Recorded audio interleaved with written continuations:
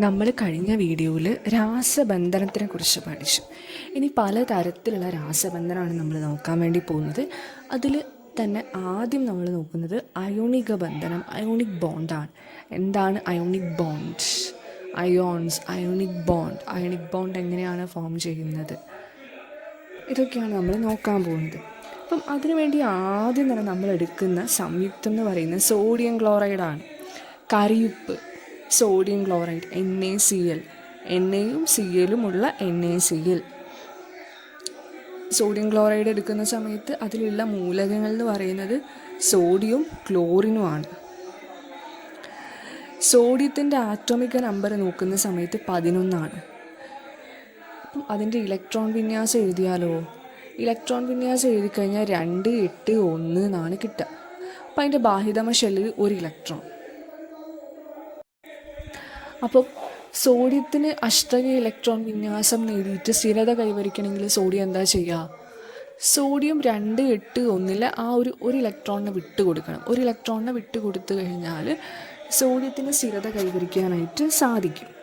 അങ്ങനെ സോഡിയം അതിൻ്റെ ഒരു ഇലക്ട്രോണിനെ വിട്ടുകൊടുക്കുന്ന സമയത്ത് Na+ ആയി മാറും. സോഡിയത്തിൽ ഒരു ഇലക്ട്രോൺ സോഡിയം ആറ്റത്തിന് പോകുന്ന സമയത്ത് അത് Na+ ആയിട്ട് മാറും. അത് നമ്മളൊരു ഇക്വേഷനായിട്ട് എഴുതി കഴിഞ്ഞാൽ Na gives Na++ 1 ഇലക്ട്രോൺ എന്നാണ് വരിക.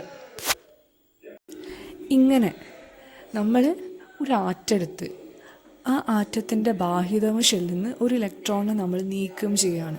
അപ്പം അങ്ങനെ നീക്കം ചെയ്യണമെങ്കിൽ നമ്മൾ ആ ആറ്റത്തിലേക്ക് ഒരു ഊർജം കൊടുക്കണം. ഊർജം കൊടുത്താൽ മാത്രമേ നമുക്ക് നീക്കം ചെയ്യാനായിട്ട് സാധിക്കും. കാരണം എന്താണ്? ന്യൂക്ലിയസിന് ബാഹ്യതമ ഷെല്ലിലെ ഇലക്ട്രോണിൻ്റെ മേലെ ഒരു ആകർഷണ ബലമുണ്ട്.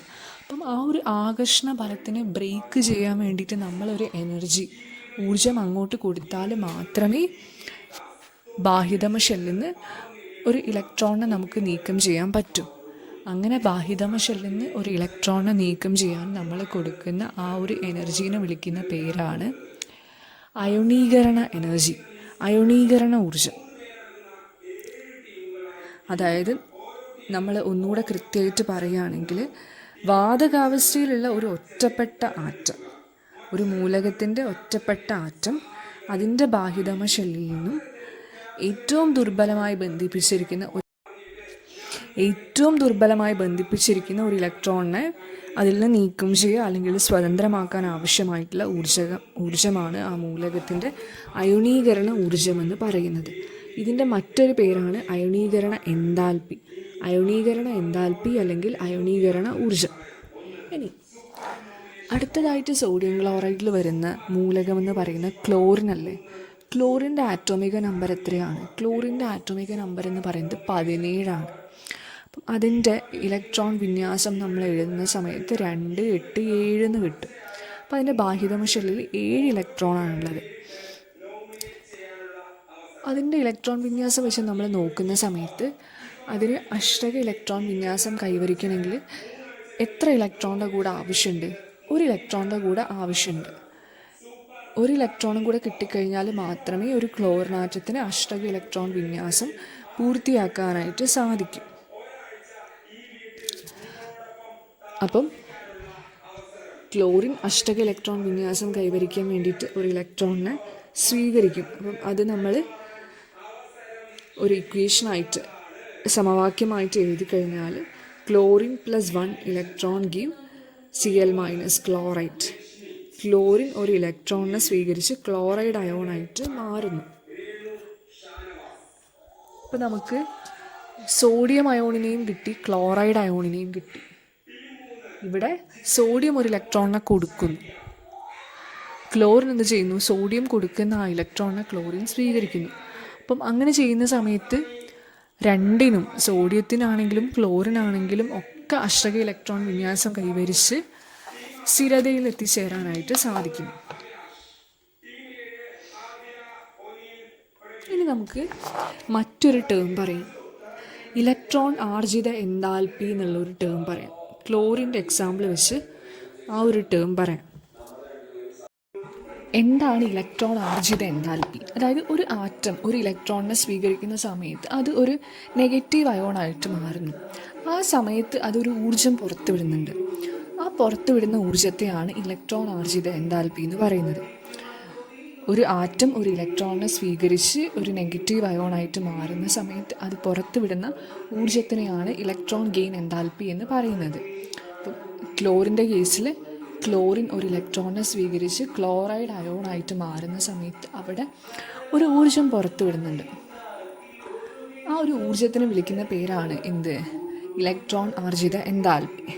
അതിന് കറക്റ്റായിട്ട് നമ്മളൊരു നിർവചനം പറയുകയാണെങ്കിൽ, ഒരു നിർവീര്യമായ വാതക ആറ്റത്തിലേക്ക് ഒരു ഇലക്ട്രോൺ ചേർത്ത് അതിനെ ഒരു നെഗറ്റീവ് അയോണാക്കി മാറ്റുന്ന പ്രവർത്തനത്തിൽ പുറത്തുവിടുന്ന ഊർജ്ജത്തെ ഇലക്ട്രോൺ ആർജിത എൻതാൽപ്പി എന്ന് വിളിക്കുന്നു. അപ്പോൾ നമ്മൾ Na+ അയോണിൻ്റെ ഫോർമേഷൻ പറഞ്ഞു, Cl- അയോണിൻ്റെ ഫോർമേഷൻ പറഞ്ഞു. ഇത് രണ്ടും കൂടെ കമ്പൈൻ ചെയ്തിട്ട് സോഡിയം ക്ലോറൈഡ് എന്ന് പറഞ്ഞ ഒരു സംയുക്തം ഉണ്ടാവും. ഇനി നമുക്കിതിനെ ഏതൊക്കെ രീതിയിൽ റെപ്രസെൻറ്റ് ചെയ്യാൻ പറ്റുമെന്ന്, ഇതിനെ റെപ്രസെൻറ്റ് ചെയ്യാൻ പറ്റുന്ന ഒരു രീതിയാണ് ഇലക്ട്രോൺ ഡോട്ട് ഡയഗ്രം എന്ന് പറയുന്നത്. ഇലക്ട്രോൺ ഡോട്ട് ഡയഗ്രത്തിൽ നമ്മൾ ആദ്യം മൂലകത്തിൻ്റെ സിമ്പൽ പ്രതീകം എഴുതും. എന്നിട്ട് ആ മൂലകത്തിൻ്റെ ബാഹ്യതമ ഷെല്ലിൽ എത്ര ഇലക്ട്രോൺ ഉണ്ട് എന്ന് നോക്കും. എന്നിട്ട് ആ ബാഹ്യതമ ഷെല്ലിലെ ഇലക്ട്രോൺസ് അത്രയും ചെറിയ ഡോട്ടുകളായിട്ട് ആ മൂലകത്തിൻ്റെ പ്രതീകത്തിൻ്റെ ചുറ്റുമായിട്ട് കൊടുക്കുകയാണ് നമ്മൾ ചെയ്യുന്നത്. അപ്പോൾ സോഡിയത്തിൻ്റെ ബാഹ്യതമ ഷെല്ലിൽ ഒരു ഇലക്ട്രോണാണുള്ളത്. അപ്പം സോഡിയത്തിൻ്റെ ഇലക്ട്രോൺ ഡോട്ട് ഡയഗ്രത്തിൽ നമ്മൾ ഒരു കുത്ത് മാത്രം കൊടുത്താൽ മതി. അതാണ് ഇവിടെ തന്നിരിക്കുന്നത്. ക്ലോറിൻ എടുക്കുകയാണെങ്കിൽ ക്ലോറിൻ്റെ ഇലക്ട്രോൺ വിന്യാസം വരുന്ന 2-7 അപ്പം ബാഹ്യതമ ഷെല്ലിൽ 7 ഇലക്ട്രോണാണുള്ളത്. അപ്പം അതിൻ്റെ ഇലക്ട്രോൺ ഡോട്ട് ഡയഗ്രാം നമ്മൾ എഴുതുന്ന സമയത്ത് ക്ലോറിന് ചുറ്റും 7 ഡോട്ട് കൊടുക്കണം. ഇനി സോഡിയം ക്ലോറൈഡ് എങ്ങനെയാണ് ഫോം ചെയ്യുന്നത്, അതും ഒരു ഇലക്ട്രോൺ ഡോട്ട് ഡയഗ്രാമായിട്ട് നമുക്ക് ചിത്രീകരിക്കാനായിട്ട് പറ്റും. അപ്പം സോഡിയം എഴുതുക, ക്ലോറിൻ എഴുതുക, എന്നിട്ട് സോഡിയം ക്ലോറിനും കൂടെ കമ്പൈൻ ചെയ്യുന്ന സമയത്ത് എന്ത് ചേഞ്ചാണ് സോഡിയത്തിനും ക്ലോറിനും ഉണ്ടാവുന്നതെന്ന് കാണിക്കാം. Na+ ആയിട്ട് മാറുന്നു, Cl- ആയിട്ട് മാറുന്നു. അതിനനുസരിച്ച് ആ ഇലക്ട്രോൺസിൻ്റെ എണ്ണത്തിൽ ഉണ്ടാവുന്ന മാറ്റം കാണിക്കുക. സോഡിയം ആ ഒരു ഇലക്ട്രോണിനെ കൊടുത്തു, ക്ലോറിൻ ഒരു ഇലക്ട്രോണിനെ സ്വീകരിച്ചു. അപ്പം അതിനനുസരിച്ച് ആ മാറ്റങ്ങൾ കൊടുക്കുക. അയോൺ കൊടുക്കുന്ന സമയത്ത് നമ്മൾ സ്ക്വയർ ബ്രാക്കറ്റിനകത്താണ് കൊടുക്കുക. അപ്പം ഇതിൻ്റെ അടിസ്ഥാനത്തിൽ നമുക്ക് താഴെ കൊടുത്ത പട്ടിക പൂർത്തീകരിക്കാനായിട്ട് സാധിക്കും. സോഡിയം ക്ലോറിൻ രാസപ്രവർത്തനത്തിന് മുമ്പ് എങ്ങനെയാണ്, അതിന് ശേഷം വന്ന മാറ്റങ്ങൾ. അപ്പം ഇങ്ങനെ ഈ ഡോട്ട് കൊടുക്കുന്ന രീതി കൊണ്ടുവന്ന ആളെ പേര് ഗിൽബർട്ട് ന്യൂട്ടൺ ലൂയിസ് ആണ്. അതുകൊണ്ട് ഇതിനെ ലൂയിസ് ഡോട്ട് ഡയഗ്രം എന്നുകൂടെ പറയുന്നുണ്ട്. ഇനി സോഡിയം ക്ലോറൈഡിൻ്റെ രൂപീകരണത്തിലേക്ക് തന്നെ വരിക. അപ്പം അവിടെ ഫോം ചെയ്യുന്നത് സോഡിയം അയോൺ Na+ അയോൺ, ക്ലോറിന് ഫോം ചെയ്യുന്നത് ക്ലോറൈഡ് അയോൺ Cl- അയോൺ. അപ്പം Na+ അയോൺ അതൊരു പോസിറ്റീവ് ചാർജുള്ള അയോണാണ്. ഇലക്ട്രോണിനെ വിട്ടുകൊടുത്താണ് ആ അയോൺ ഉണ്ടാകുന്നത്.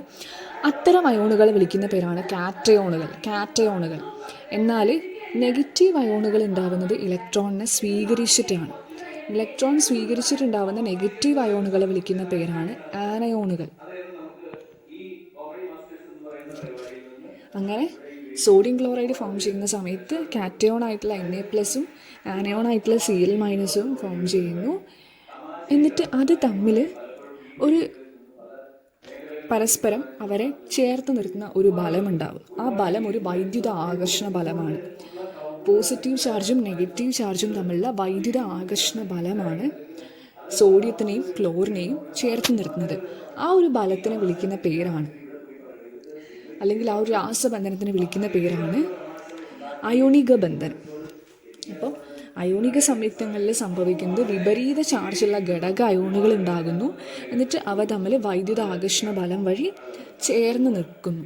ഇങ്ങനെ ഉണ്ടാവുന്ന ബന്ധനത്തിന് വിളിക്കുന്ന പേരാണ് അയോണിക ബന്ധനം. അയോണിക ബന്ധനത്തിൻ്റെ മറ്റൊരു പേരാണ് ഇലക്ട്രോവാലൻ്റ് ബന്ധനം.